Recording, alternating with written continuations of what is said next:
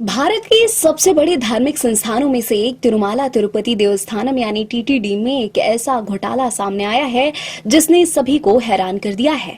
Polyester को silk बताकर 54 करोड़ रुपए का घोटाला। जी हां, ये घोटाला पूरे 10 साल यानी साल 2015 से 2025 के बीच चला।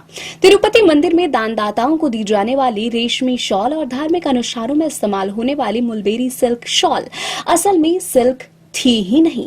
टीटीडी की इंटरनल विजिलेंस जांच में यह खुलासा हुआ है कि कॉन्ट्रैक्टर ने लगातार 100% पॉलिस्टर शॉल सप्लाई की, लेकिन बिलिंग की शुद्ध मुलबेरी सिल्क के नाम पर।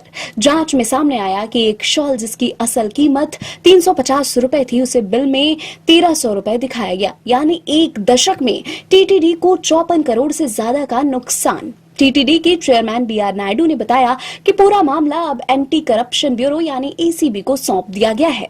मामले की गंभीरता का अंदाजा इस बात से लगा सकते हैं कि शॉल के सैंपल 2 लैब, जिसमें एक सेंट्रल सिल्क बोर्ड की लैब भी शामिल है, इसे भेजे गए और दोनों ने साफ कहा ये शॉल सिल्क नहीं बल्कि पॉलिस्टर है। इसके अलावा असली सिल्क प्रोडक्ट पर मिलने वाला सिल्क होलोग्राम भी हर सैंपल से गायब मिला। जांच में यह सामने आया कि एक ही कंपनी और उससे जुड़ी फर्मों ने ज्यादातर कपड़े की सप्लाई संभाली, यानी सप्लाई चेन में एक तरह का मोनोपोली था जिसे गड़बड़ी करना आसान हुआ।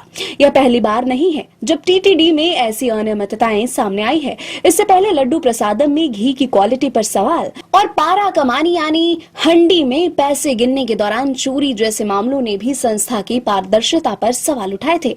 अब बड़ा सवाल यह है कि दुनिया के सबसे अमीर मंदिरों में से एक टीटीडी की प्रोक्योरमेंट प्रणाली में इतने बड़े स्कैम आखिर कैसे हो गए?